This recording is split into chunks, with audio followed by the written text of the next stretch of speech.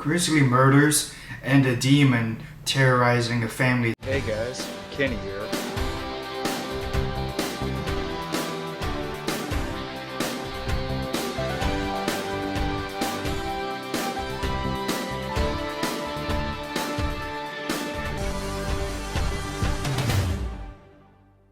Stay cool and roll out to the movies. Sinister. This was a really good horror film, and I really liked Ethan Hawke in it. He plays this true crime writer who years ago had been successful, and then he and his family have fallen on hard times, and then he wants to try and write this brand new book about these series of murders that have happened to people and families that have lived in the house that they are living in, and he's thinking that this book will get him back to being really successful. And what the really not smart thing was, he actually moved him and his family into that house where all these murders happened, and that's really what it's all about.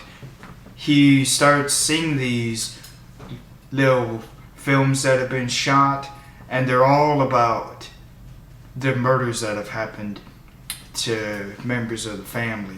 And all these children are are disappearing, and they're not killed. So it's like they're being taken away somewhere no one knows where to find them. And as he watches these films, Ethan Hawke's character, he starts realizing that there's this thing in the film that is actually sort of causing this, and it really starts really making him feel really frightened, and he does research into it. And the more he delves into it and researches it, the more that demon, Bagul, is what it is, and it starts terrorizing him and his family. And Vincent D'Onofrio plays this character who I guess is like a college professor, and he's working with Ethan Hawke's character to try and learn about this demon and how to stop it. And he was a really, really good character in this. I think he was in it for 2 scenes or 3, not very much, but I really liked seeing him in it. And then there's this actor playing the policeman who is also extremely well cast. He seems very concerned with the family and the well-being of the family, and the writer, Ethan Hawke's character, and he ends up being a really strong character in this, I think. And positives, I love the tension that it kept having through the first 2 acts of the film.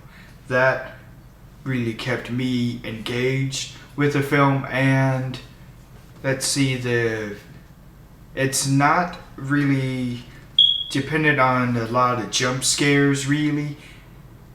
The music is also a strong component in this, and there's not really much jump scares. I mean, there are times when something like appears by someone's head and it's a face, but that wasn't really a jump scare. I thought that was really well placed. There's this moment where Bagul is frozen on the laptop that's by Ethan Hawke.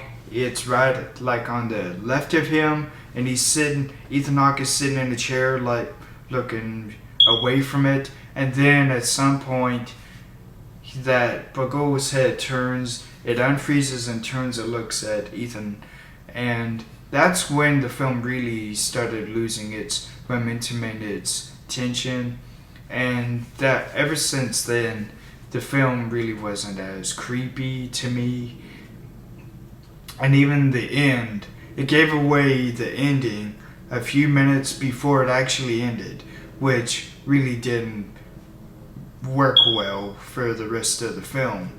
Like, if you go and watch this, I know you probably will enjoy the first 2 acts, but then the third act might be a little bit of a letdown.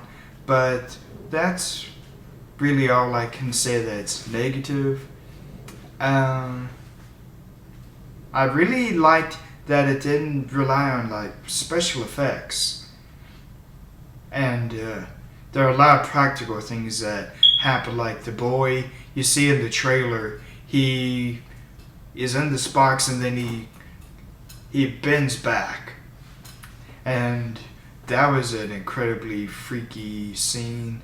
And so yeah, there are a lot of really good scenes in this that I think you would all enjoy. So I'll give this a 4 out of 5 stars. So stay cool and roll out to the movies.